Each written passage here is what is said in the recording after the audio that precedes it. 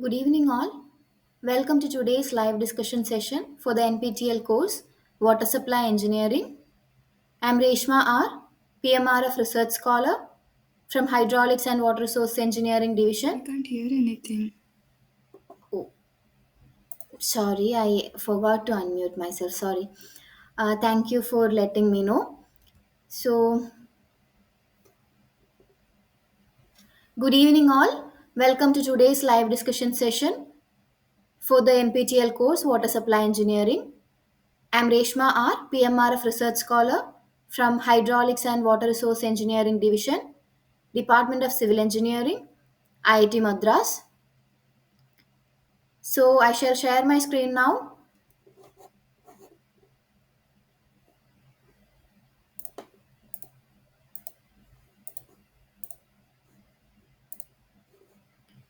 Hope it is visible to everyone.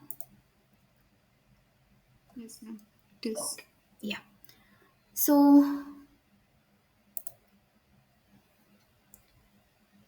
we'll go to the first question. Question 1. Large impounding reservoirs are typically provided for option A, storage of treated water within the distribution network. Option B, storage of treated water after treatment and before distribution. Storage of Option C, storage of raw water between intake and treatment plant. And option D, storage of raw water before the intake. So, for which purpose do we use large impounding reservoirs?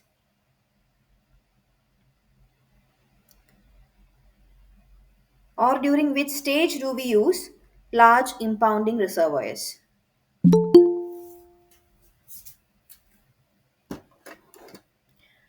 Please type in the answers in the chat box.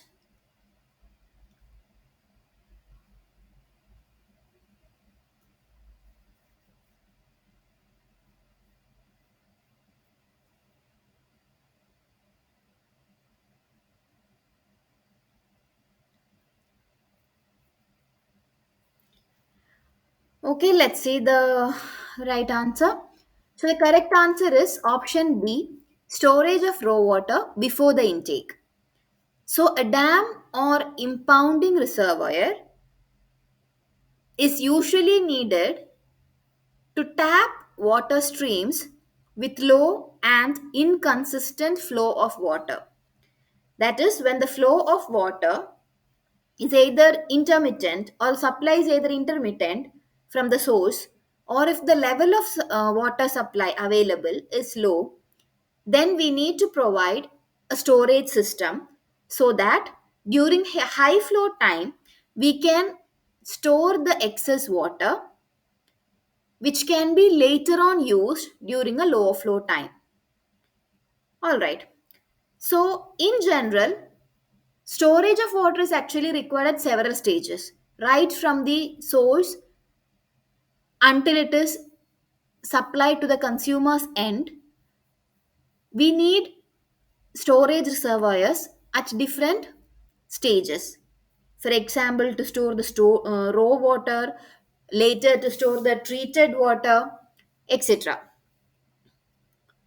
So, the first thing is storage before intake.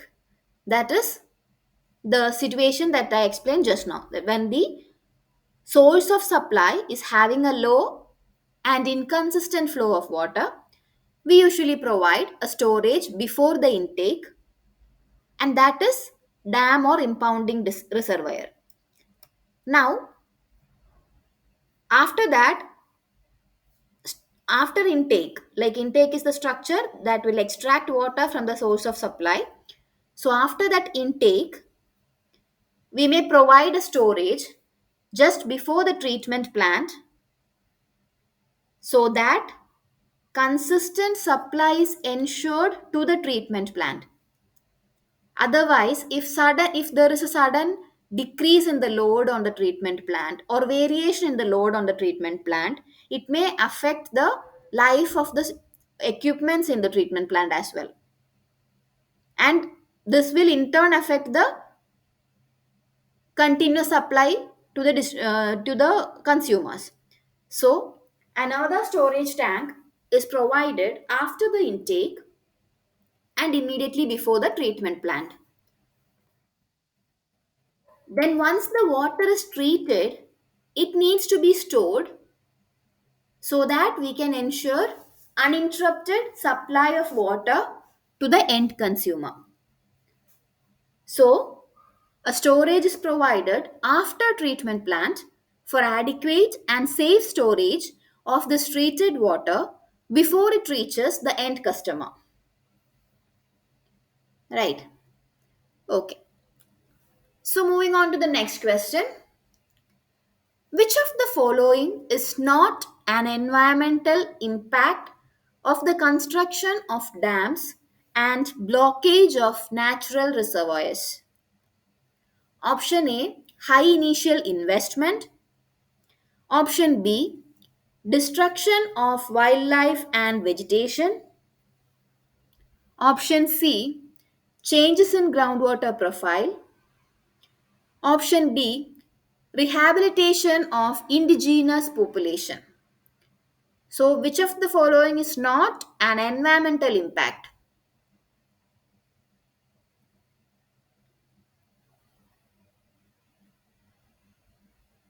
So, when we construct a dam, a, like blocking the natural pathway of a river or a stream, it causes many environmental impacts as well. So, among the following four options, which is not an environmental impact?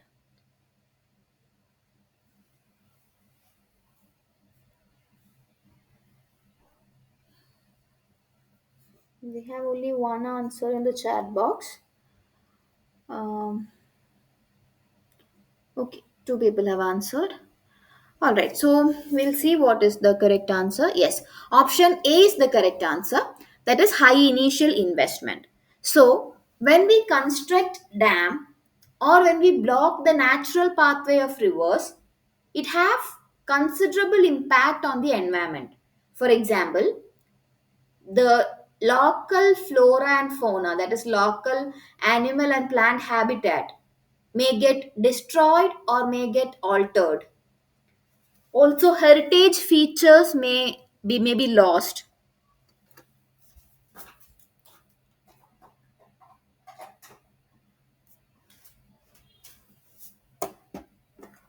One second.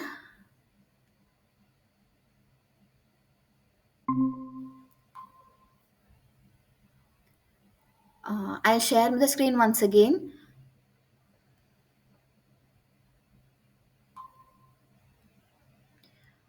Okay.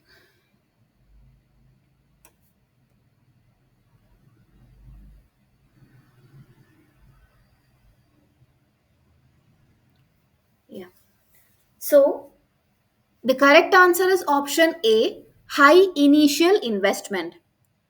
So when we construct a dam, causing a blockage to the natural pathway of the river or a stream, it can cause many environmental impacts, such as the local flora and fauna, that is, the local plant and animal habitat, may get destroyed or altered. There can be a loss of heritage features. It may cause changes in groundwater profile as well as quality. And also, as a result of all these environmental impacts, it may finally lead to resettlement and rehabilitation of indigenous population.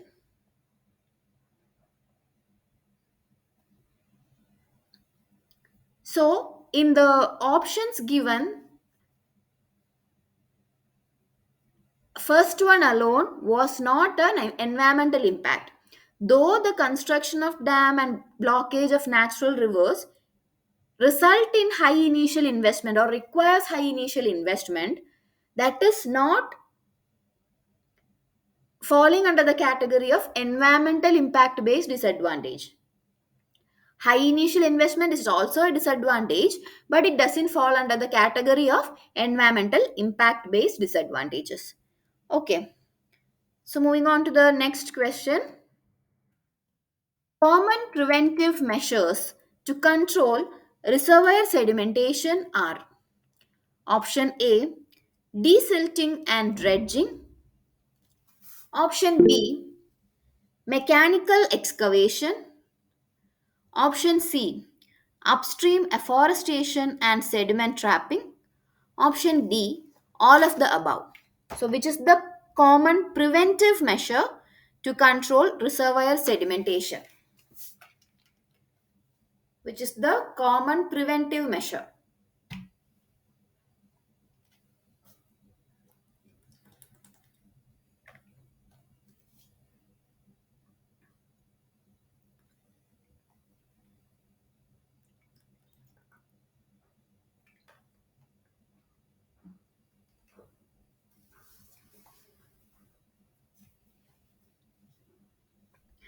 So, which is the common preventive measure to control reservoir sedimentation?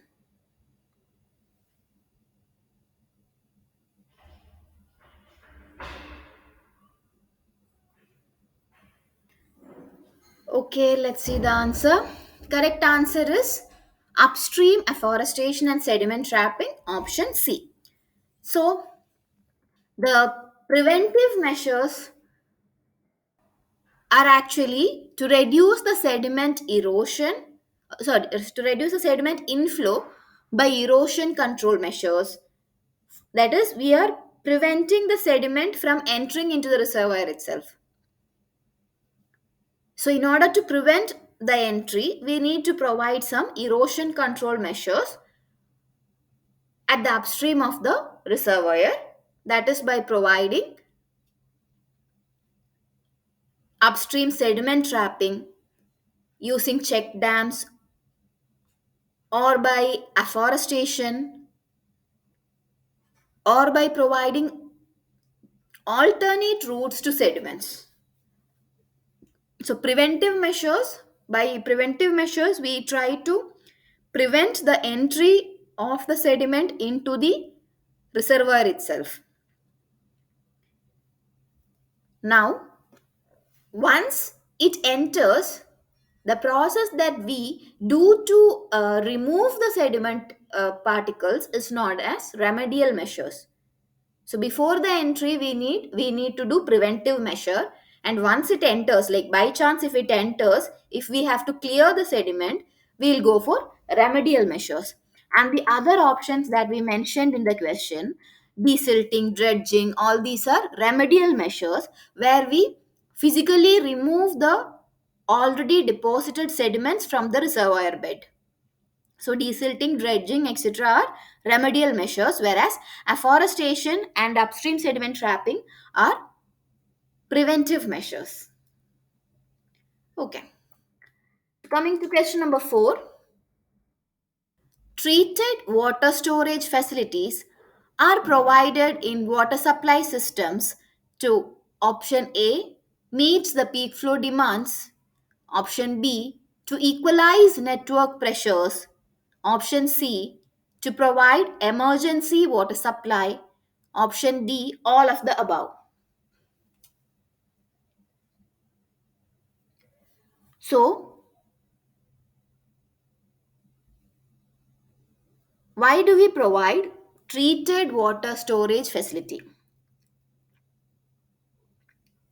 Is it for meeting the peak flow demands, or to equalize the network pressures, or is it to provide emergency water supply? Why do we provide treated water storage facilities? That is, once the water comes out of the treatment plant, as I mentioned in the first question, we will have a storage facility for the treated water. Why do we need the storage facility? Okay, let's see the answer. Yes, correct answer is option D, all of the above. So, the treated water storage facilities are actually needed for meeting the peak flow requirement, to equalize the system pressures as well as to provide emergency water supply. That is, sometimes the quantity of water that we get as output from the treatment plant or the discharge may not be equal equal to that of the demand at the consumer end. So we may not need the fully the full amount of water that is coming from the treatment plant. So if we have a treated water storage facility, we can store this excess water and can be used for emergency water supply. Also, at times the requirement may be high than the normal discharge from a treatment plant. So during that time also, this peak requirement can be managed by using this additional storage that we have. Now, in addition to this major uses of the storage facility, it has some specific functions as well. That is, it will provide a reserve of treated water so that we can ensure uninterrupted supply of water when a failure of main pump or other plant equipment happens. For example, uh, we have we have a continuously working treatment plant, but suddenly, due to some reason, its filtering part got clogged, it is not working properly, but still we need treated water to distribute to the consumer end. During that time also, we can use the water from the storage facility. So if we are directly supplying it from the treatment plant, this may not be possible.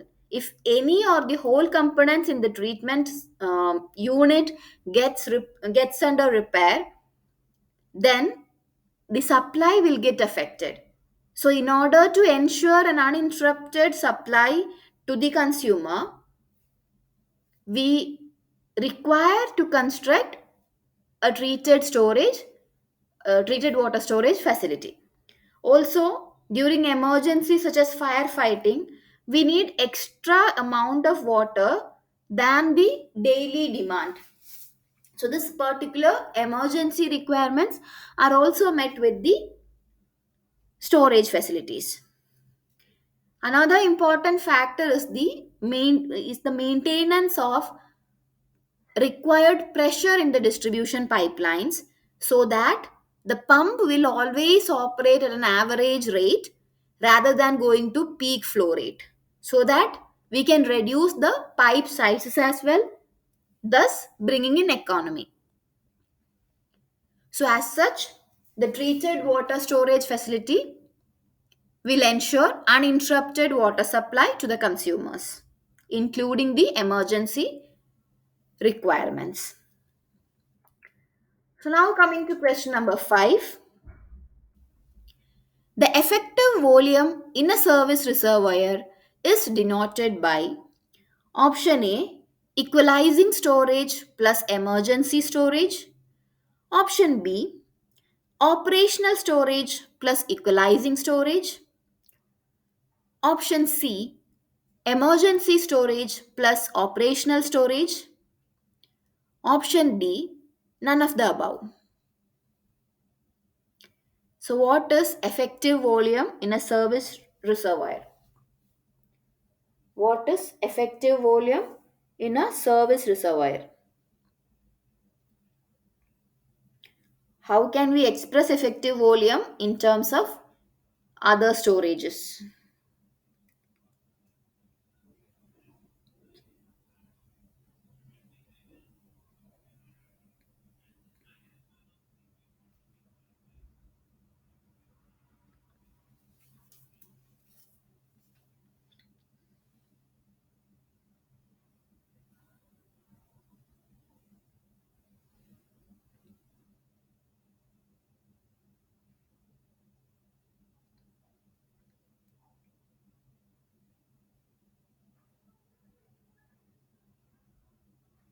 So, what is effective volume in a service reservoir?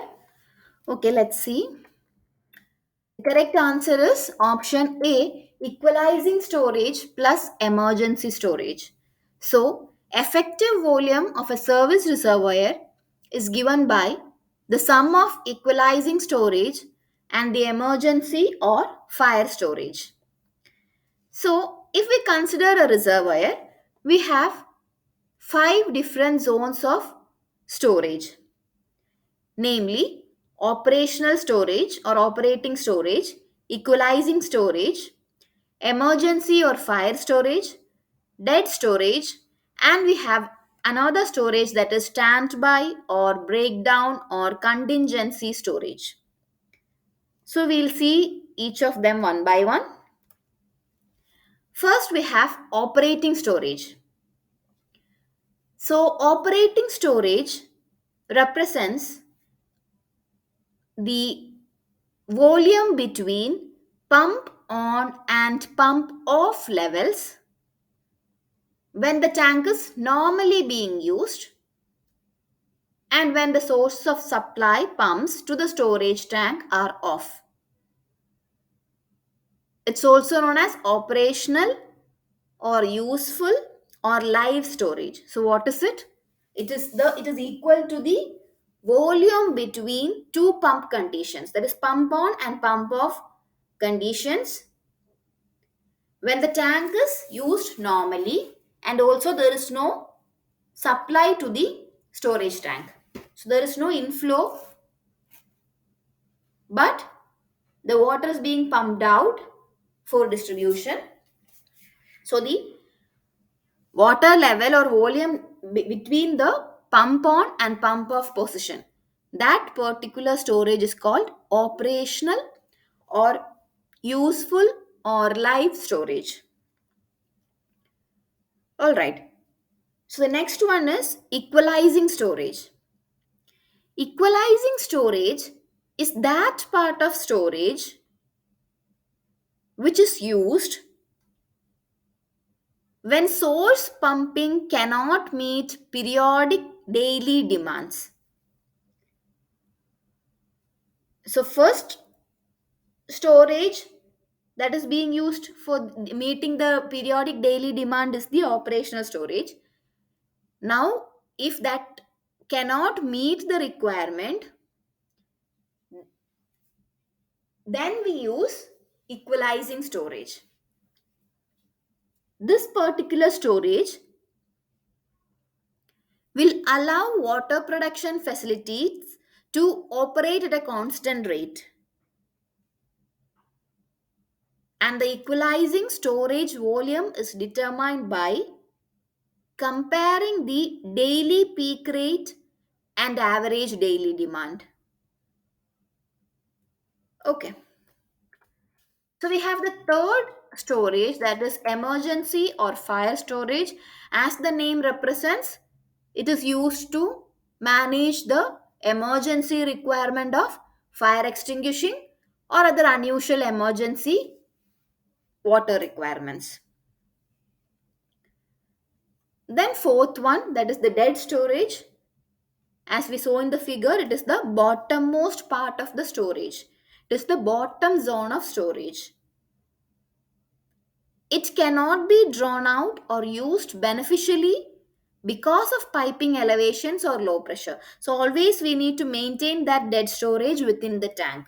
We usually do not extract out water up to that level. Now we have another storage, that is standby or breakdown or contingency storage.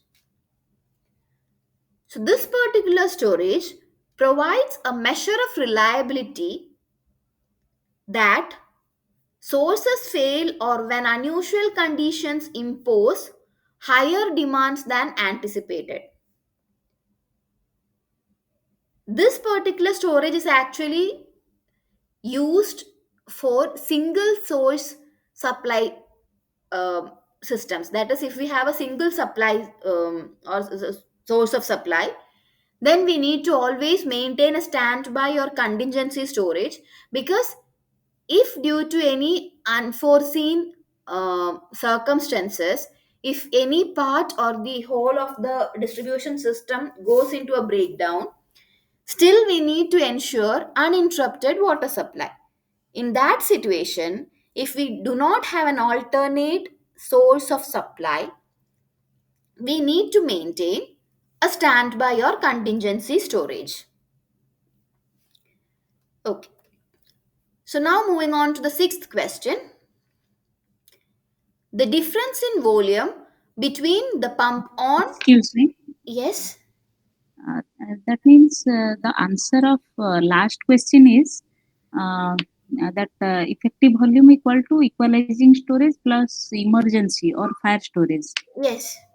But in the lecture material and video, in the diagram it is written like this.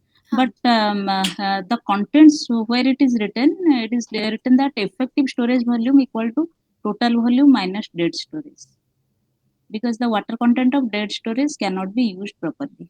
In this way, it was explained and it is written also in the lecture material. Oh, okay. The diagram is whatever you have shown, Huh. but in the write up by the side of the diagram, it is written like this. Okay, then I'll check it once again and let you know by next week because this is Yes, what even I had learned. So yes. I'll get back to you in the next week, surely. Okay, okay. Thank you. Okay. Okay. So coming to the question number six, the difference in volume between the pump on and pump off levels in a service reservoir is termed as. So just in the previous slides, we have seen the same statement. The volume between the pump on and pump off levels in a service reservoir is termed as option A effective storage, option B equalizing storage, option C dead storage, and option D operating storage.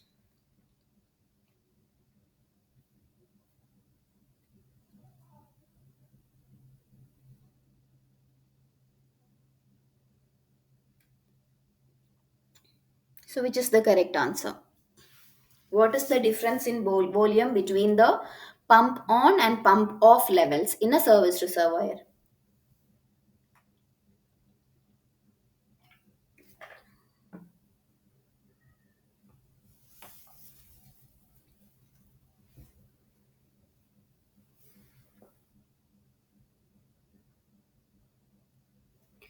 Okay, so we'll see what's the answer. Yes, correct answer is option D, operating storage. So operating storage, or otherwise known as live storage or useful storage, is represented by the difference in volume between pump on and pump off levels in a service reservoir. So moving on to the seventh question. Baffle walls are installed in storage reservoirs too. Option A, promote plug flow and maintain water quality. Option B, increase the stored water age. Option C, promote decay of disinfectant residuals. Option D, support the growth of disinfectant byproducts. So, what is the purpose of baffle walls provided in storage reservoirs? Why do we provide baffle walls in storage reservoirs?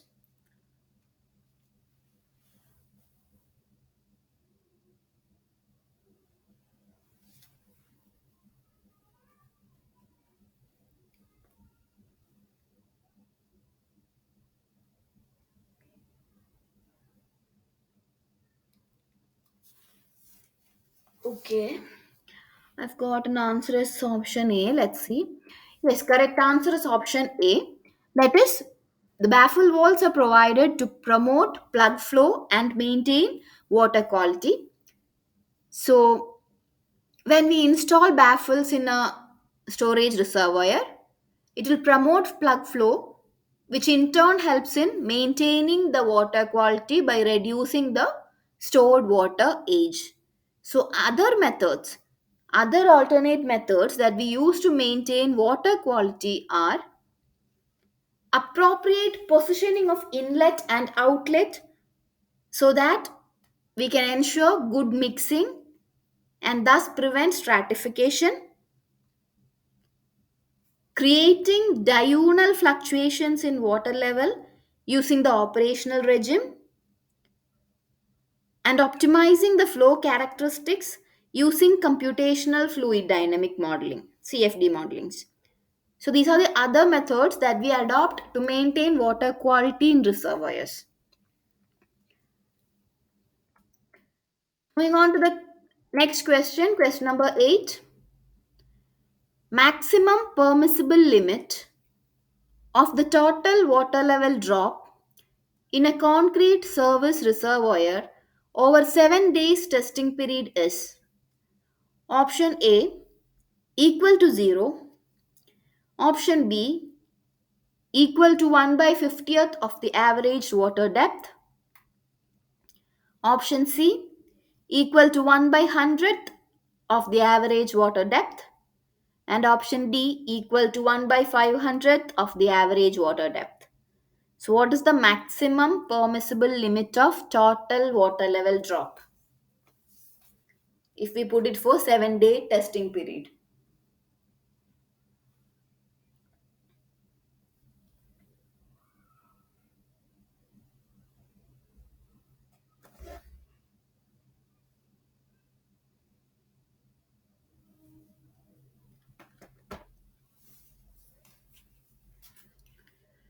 Okay, we'll see. Correct answer is option B, equal to 1 by 500th of the average water depth. So if we consider the 7-day testing of a concrete reservoir, first we need to fill it. First, we need to fill the concrete reservoir and we'll leave it to stand for a minimum of 3 to 7 days so that the concrete will absorb some amount of water and the total drop in water level due to this absorption for the 7 days should not exceed 1 by 500th of the average water depth after deducting the losses for evaporation, condensation, valve leakage, all these things. So the total absorption should not be more than this particular value. Now, if by chance the test fails, that is, if the water level drop is more than this particular permissible limit, then we need to investigate each of the components of this particular reservoir where the leakage is excess leakage is happening. Each compartment should be analyzed for faults which may cause leakage, and in order to detect the leakage path we can use crystals of potassium permanganate so that one color streak can be found along the leakage path. So the testing of the concrete reservoir is basically for a total of 3 to 7 days, over which we'll be analyzing the water level drop that is happening, excluding the losses due to evaporation, condensation, and other valve leakages. So, coming to next question, question number 9. In the hydrograph method of estimating the capacity of service reservoirs, the dash is plotted in the y-axis against the respective hours of the day in the x-axis. Option A, maximum daily demand. Option B, hourly water demand. Option C, hourly water demand on a maximum day. Option D, none of the above. So in the hydrograph method, in the plot, what do we plot on the y-axis? when x-axis has the hours of day.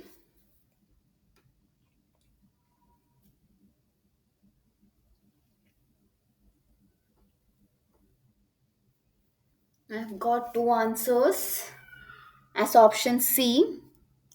Yes, correct answer is option C. Hourly water demand on a maximum day. So that is plotted on the y-axis against the respective hours of the day on the x-axis to obtain the required hydrograph. So the capacity of reservoirs is actually required for the economic, is actually determined by the economic analysis of various alternatives. So finalizing of the reservoir capacity is usually done by economic analysis of various alternatives, ensuring uninterrupted supply for meeting demand and fluctuations.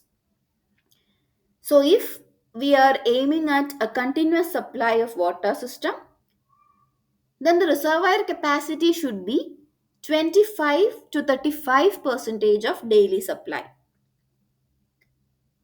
But if we are aiming at intermittent supply, then we need a larger storage capacity, because when the supply is intermittent, the demand will increase.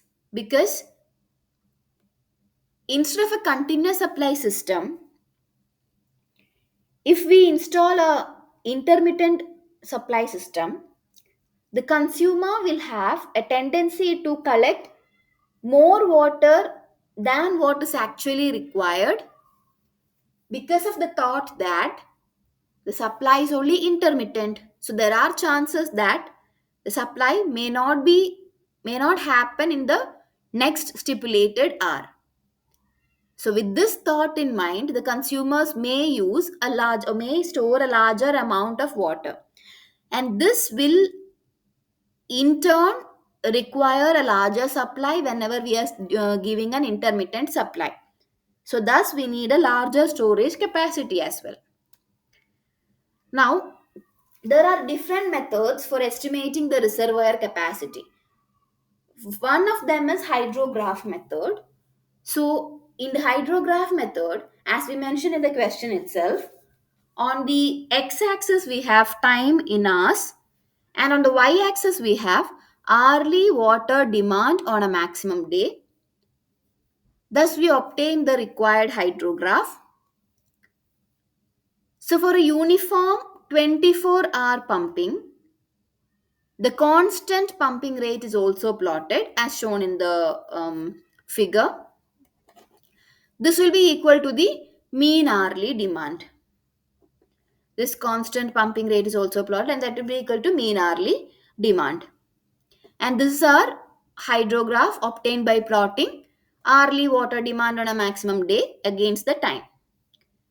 Now, to determine the storage for distribution reservoir, we'll consider the area represented by this hatched portion, that is area between the supply and demand lines. This is supply and demand line.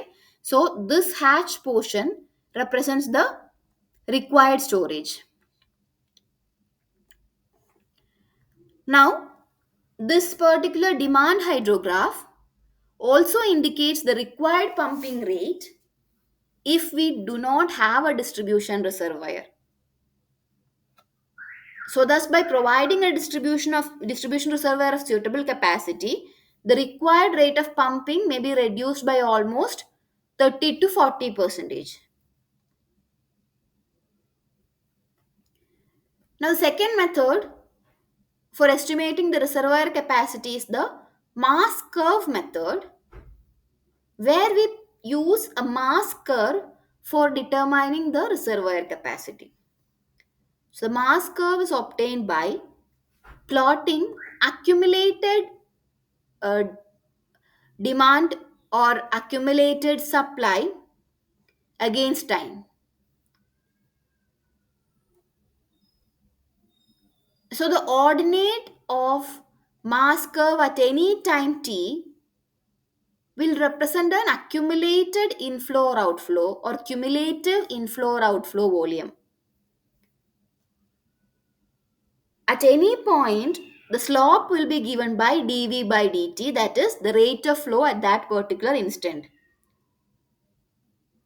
Now, the mass curve of inflow and outflow are actually superimposed over each other. If you see in this particular graph, you can see that we have mass curve of pumping, that is mass curve of supply or outflow, as well as the mass curve or demand. So we have the supply and demand mass curves superimposed over each other, and the amount of balancing storage is determined by the maximum ordinate differences. That is, we have the difference in ordinates between the supply line and the demand line, and maximum among these will be used to determine the reservoir capacity. So first, hourly demand for all 24 hours from the day of maximum requirement is determined. Then we plot the supply and demand lines. So if we have a constant supply, obviously the supply line will be a straight line, but not a horizontal line, since it is an accumulated value that we are plotting. So it will be a straight line. Then the storage required is calculated as the sum of two maximum ordinates between demand and supply lines, both the deficit and excess. We'll add them and thus determine the required storage. Excess demand and excess supply is identified and then added up together to obtain the required reservoir capacity. Now, another method for determining the reservoir capacity is the analytical tabular method. So this is actually similar to what we saw in mass curve method. In the mass curve method, we are graphically representing the values, and graphically we are identifying the um, excess demand and excess supply, and then thereafter we are determining the required storage capacity. Instead, in the analytical tabular method, what we do is we'll numerically solve the problem using a tabular column instead of graphical method. So, we'll determine the cumulative hourly demand as well as cumulative hourly supply for all the 24 hours. Then, we'll estimate the excess demand and excess supply, the summation of which will give the required storage capacity. So in both the cases, the calculations are similar. Only difference is that in the mass curve method, we adopt a graphical approach, whereas in the analytical tabular method, we use tabular numerical approach. So moving on to the next question, question number 10. A service reservoir is constructed to provide buffer storage for 150 days for a town with a population of 25,000 with a 135 LPCD average demand. If the effective storage is 75% of the total volume and a maximum permissible depth of 9 meter is maintained, find the optimum area of the service reservoir. So, this is a numerical problem where we are provided with a town whose population is 25,000 with 135 LPCD average demand. The effective storage is provided as 75% of the total volume, and the maximum permissible depth to be maintained is 9 meter. So we need to determine the optimum area of the service reservoir, and the buffer storage is required for 150 days. So option A we have 750 meter square. Option B we have 7.5 into 10 raised to 4 meter square. Option C we have 6.75 into 10 raised to 4 meter square. And option D is 675 into 10 raised to 4 meter square. So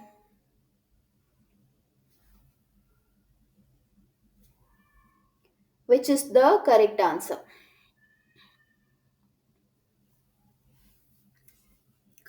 So I'll give you maybe 3 minutes time so that everyone can solve it and give the answer.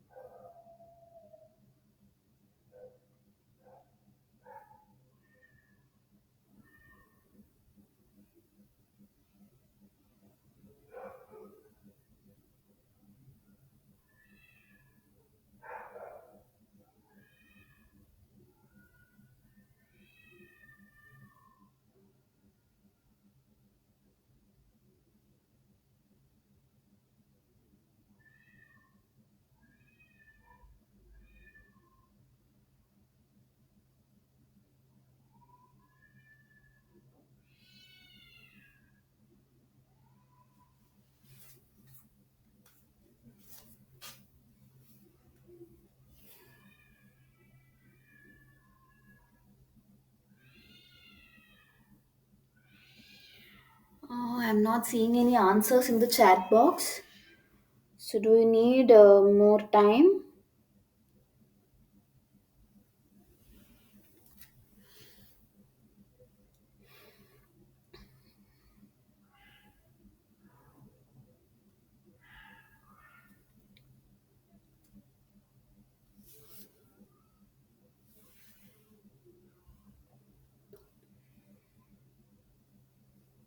Okay, I'll wait for another 1 minute.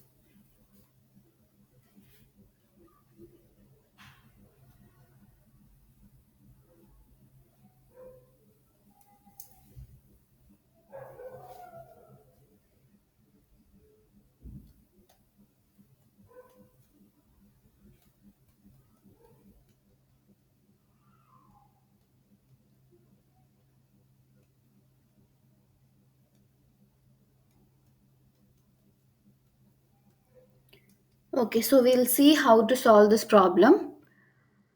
So, the correct answer is option B 7.5 into 10 raised to 4 meters square.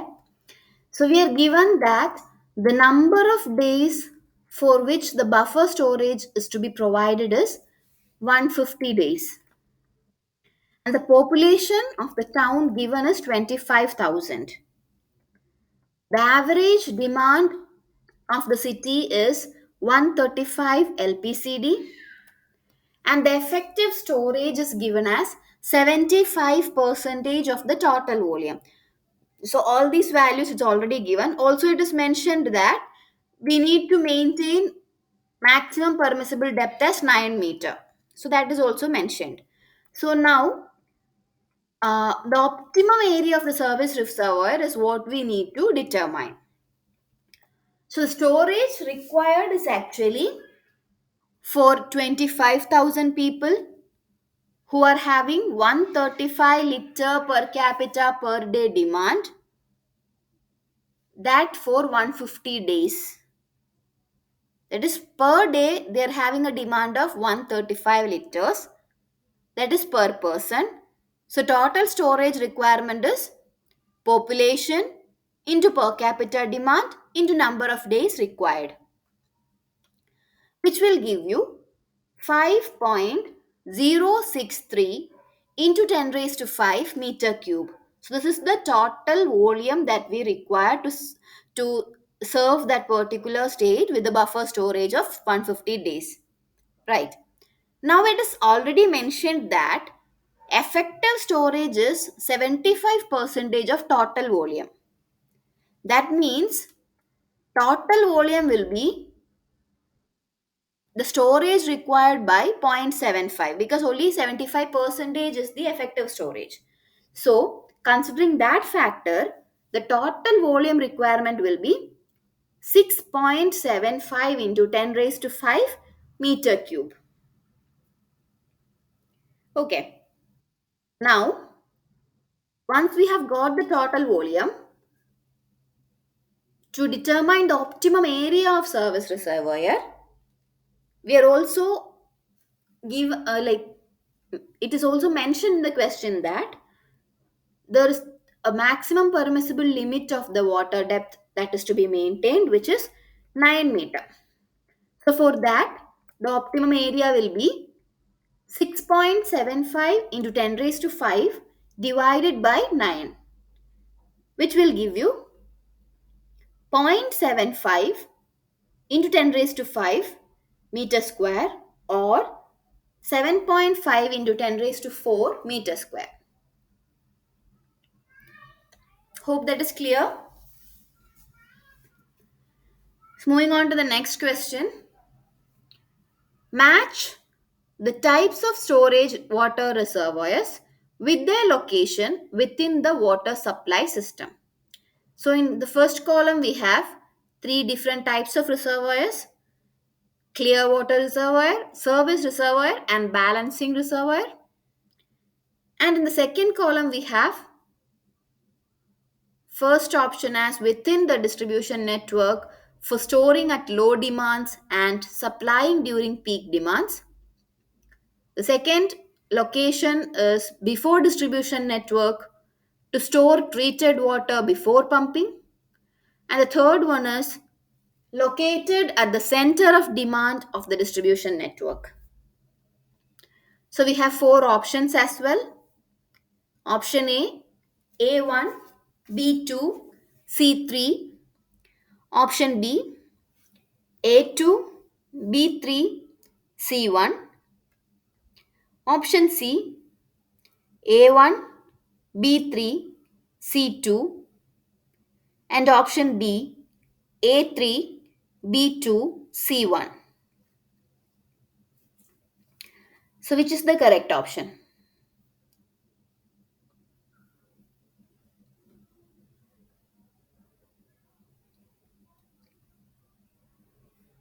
Which reservoir is located where?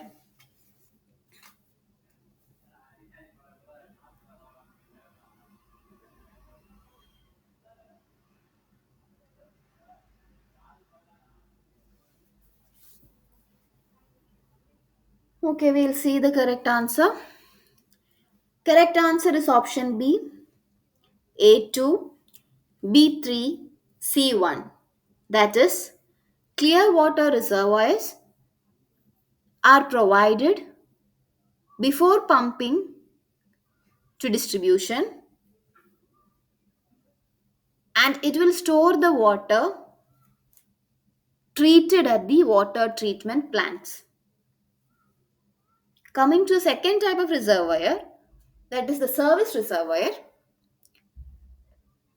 it is located close to the center of demand of the distribution network.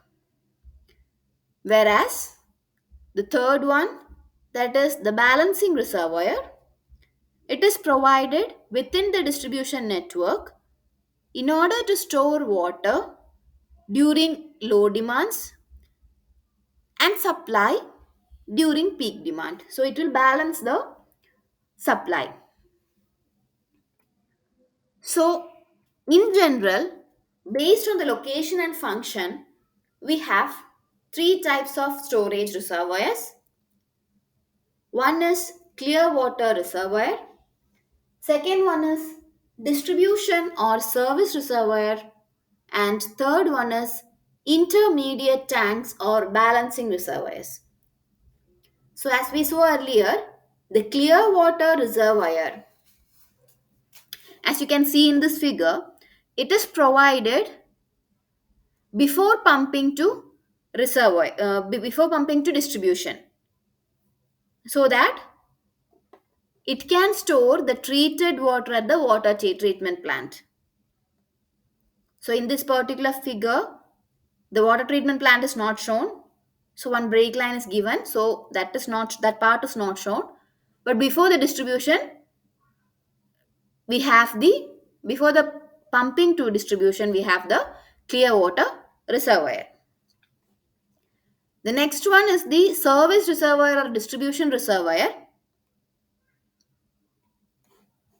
That is the reservoir where we store the water at desired height before distributing it to the consumer end. For example, if we need to supply water from a lower to higher end, we need to store it at an elevated position so that the supply can be done under the effect of gravity itself.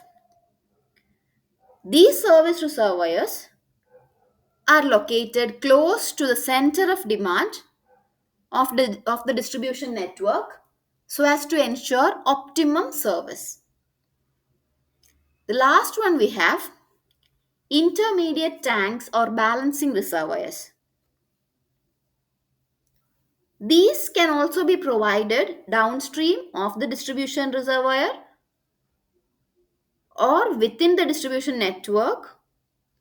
The purpose is particularly to store the excess water during the low demand time and to use this stored water during the peak demand time. We have another set of reservoirs based on the elevation with respect to ground level. That is, ground storage reservoirs GSR and elevated storage reservoirs ESR. So, elevated storage reservoir means the reservoir will be at an elevation above the ground, as we saw in the case of service reservoirs.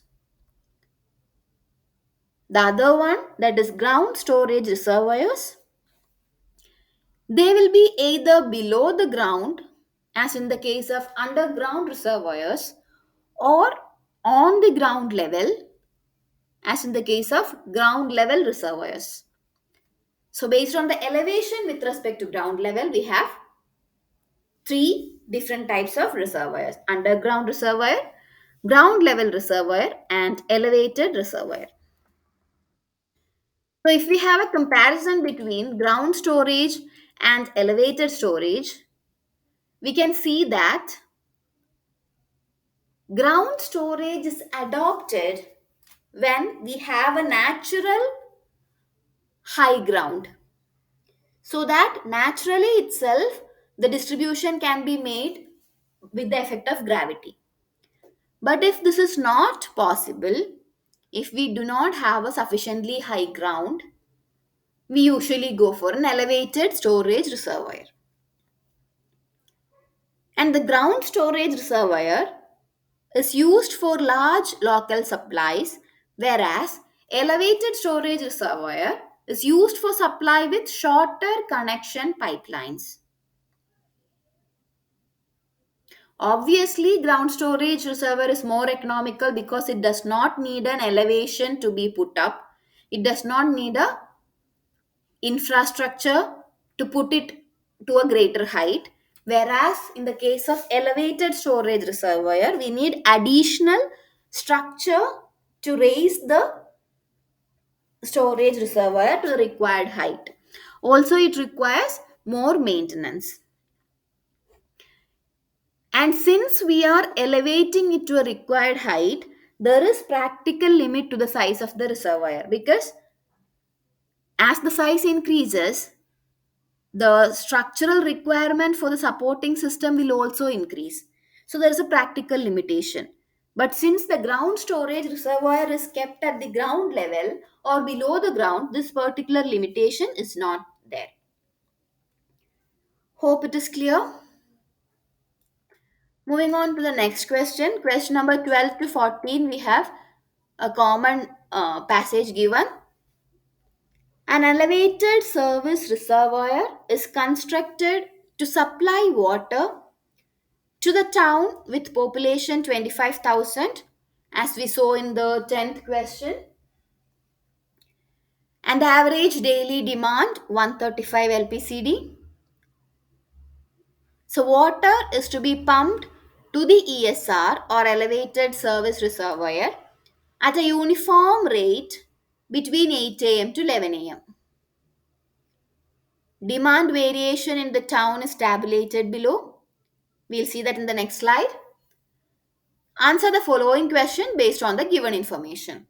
So we are given that the town has a population of 25,000. The average daily demand is 135 lpcd. Pumping is happening at a constant rate between 8 a.m. and 11 a.m. And the hourly demand variation is as shown. For example, 12 to 6 a.m. it is 10 percentage of the total demand. 6 a.m. to 9 a.m. we have 35 percentage of the total demand. That is the peak demand time. Then 9 a.m. to 12 p.m. we have 20% of the total demand. 12 to 3 p.m. we have 10 percentage of the total demand. 3 to 6 p.m. it is 5 percentage. 6 p.m. to 9 p.m. 10 percentage of total demand. 9 p.m. to 12 a.m. 10 percentage of the total demand. So this is the demand variation for the 24 hours interval.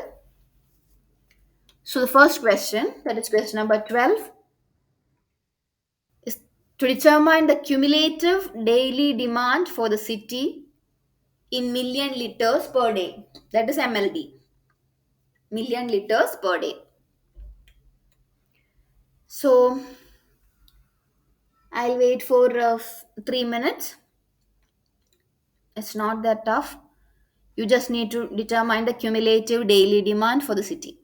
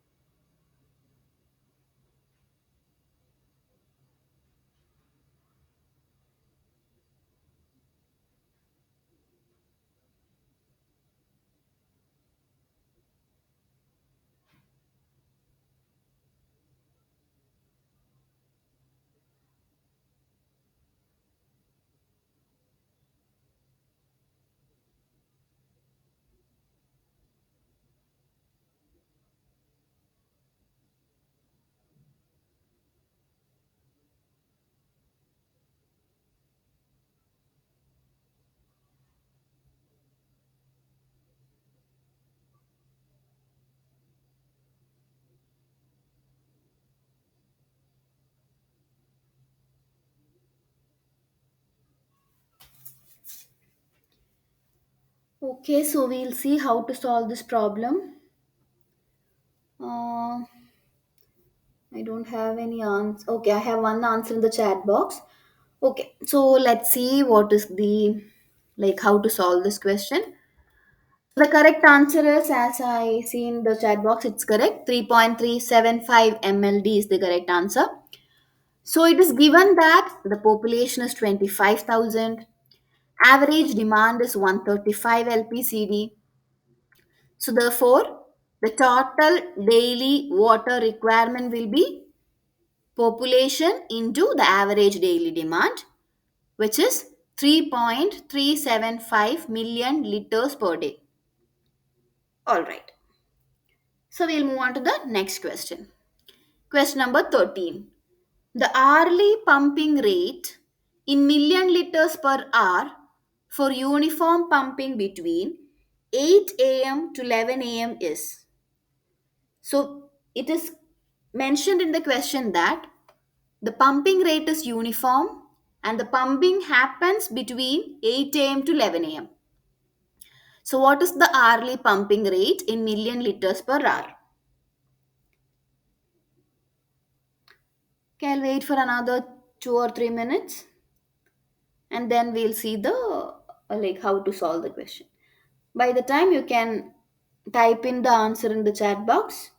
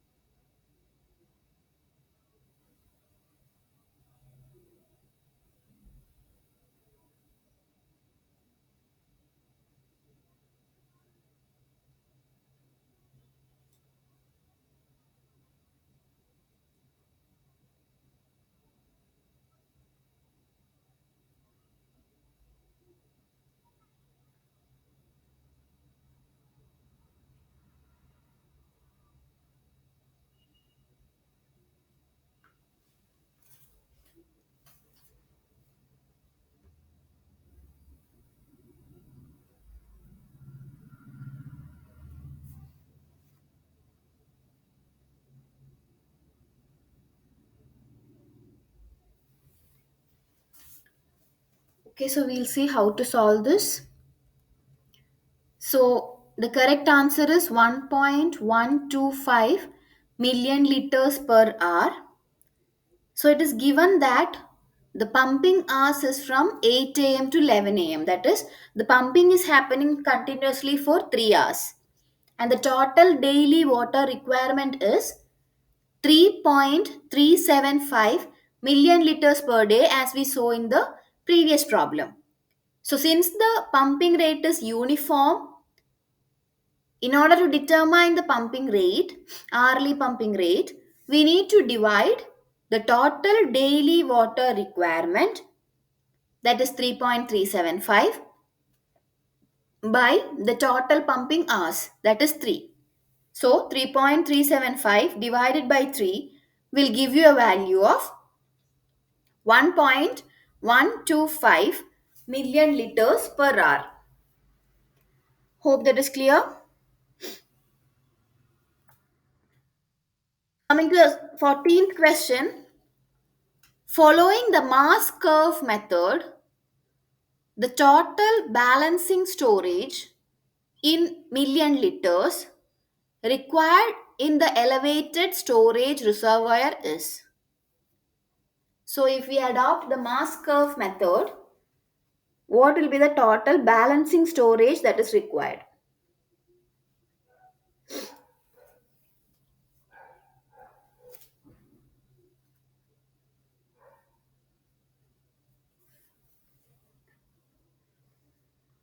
So this problem, you can even solve it in the Excel, so that plotting the curve, interpolating the values, all these may be a bit easier. Or you can use a graph paper also.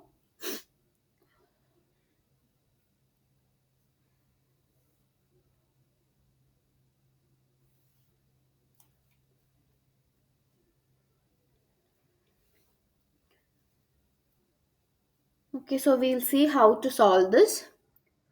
So the acceptable range of answers is 2.2 to 2.6 million liters. This is given as a range because here interpolation of values takes place. So rounding off is there. So all these can give a range of value. So that's why acceptable range is 2.2 to 2.6 million liters. So how to solve this is like we know the pumping hours and hourly demand. So the total demand is 3.375 as we calculated in the previous question, that is question number 12. So the 10 percentage of the total demand during 12 a.m. to 6 a.m. comes to be 10 by 100 into 3.375. That is what is meant by 10 percentage of the total demand. 10 percentage into total demand. So it becomes 0.3375. Similarly, 35 percentage of the total demand is 1.1813. So if you round it off to three places, slight variations will come in the value. If it is 20% of the total demand, it comes to around 0.6750. And during 12 p.m. to 3 p.m., that is 10 percentage of the total demand, again 0.3375. 3 p.m. to 6 p.m., it is 5% of the total demand, which is 0.1688. And during 6 p.m. to 9 p.m. and 9 p.m. to 12 a.m., it is 10% of the total demand, which is 0.3375. So now, in the mass curve method, we have cumulative values on the y-axis against the respective hours on the x-axis. So, calculating the cumulative demand, it is 0.3375. The next value we'll obtain by adding these two. 0.3375 plus 1.1813, which is 1.5188. So next cumulative demand is obtained by adding 1.5188 with 0.6750, or sum of these three. So we will get it as 2.1938. Next cumulative demand is 2.1938 plus 0.3375, which is 2.5313. Next cumulative demand is 2.5313 plus 0.1688, which is 2.7001. The next cumulative demand value is 2.7001 plus 0.3375. So it is 3.0376. The next cumulative demand value is 3.0376 plus 0.3375, which is 3750. So thus you will get the cumulative demand values. Now we need to plot them in the mass curve. So when you plot them in the mass curve, a graph as shown in the slide will be obtained. That is, this particular green line represents the cumulative demand curve, and the orange line represents the constant or uniform supply curve. So now we need to determine this excess demand and excess supply. So excess of demand and excess of supply is determined by interpolating the values at the intermediate hours of day. That is, excess of demand is this particular difference. So at the beginning of 8 a.m., supply is 0, but the demand is there. That demand is given by this particular value. That is, we are interpolating between these two points on the curve. So we'll get it as 1.125 million liters,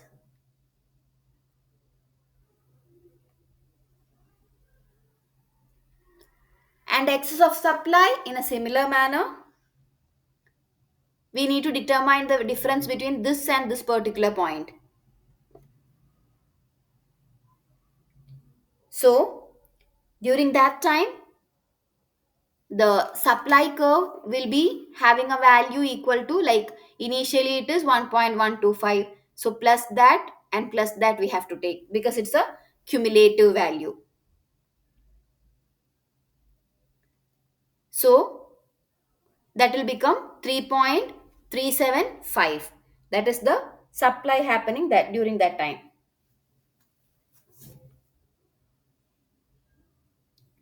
And then, as in the previous case, we are interpolating the value of demand at the 11th hour of the day, so as to obtain the excess of supply value as 1.4062.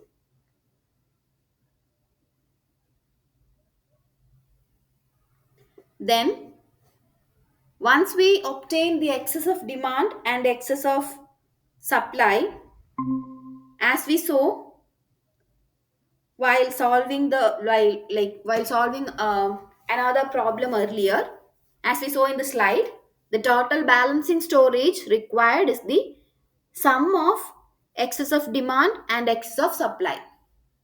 So it becomes around 2.53 million liters.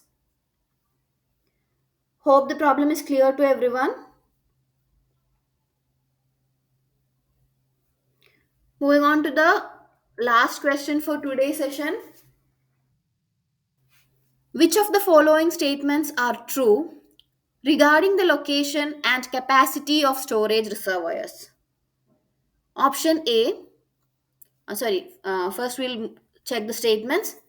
Statement 1: a storage reservoir may function as a pressure reducing device in the distribution network if it is located at the center of demand of the service region.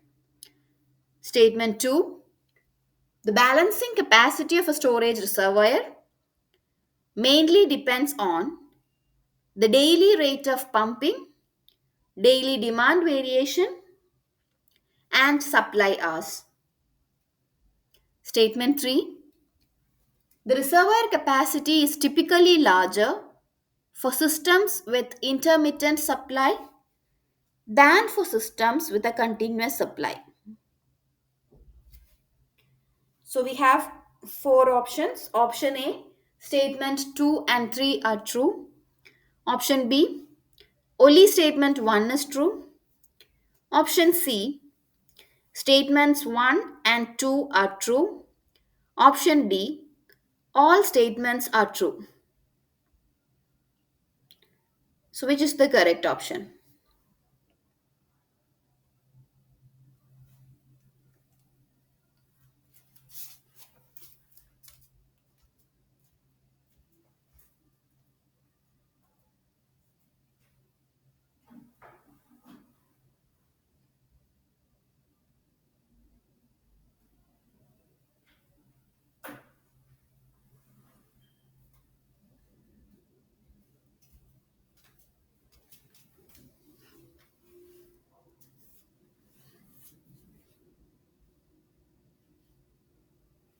Okay, let's see the correct answer. Correct answer is option A. Statement 2 and 3 are true. Storage reservoir may function as a pressure reducing device, but it should be located at a considerably higher altitude. Our statement 1 was mentioning that it should be at the center, but it should be at a considerably higher altitude. Only then it will function as a pressure reducing device. Then the balancing capacity, yes, it depends upon the daily rate of pumping, daily demand variation, and supply hours, apart from type of network, reliability of water source, and pumping capacity. And as we saw in the previous slides, the reservoir capacity is larger for systems with intermittent supply than what is required for systems with continuous supply. So, with that, we come to an end for today's discussion questions. So, if you have any doubts, so I'll stop the screen sharing now. Okay. So, if you have any doubts, you may please unmute,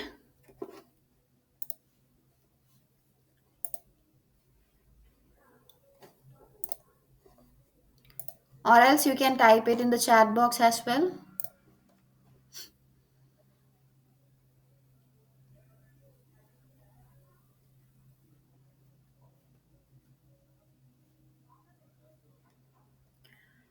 Okay, if you don't have any other doubts, we can close the session for today, and we'll meet again during the next live discussion session on next Tuesday, 7 p.m.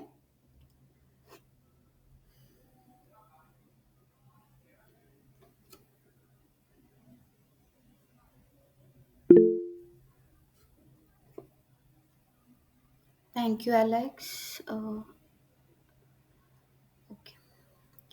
Okay, then we'll close the session for today. Thank you all.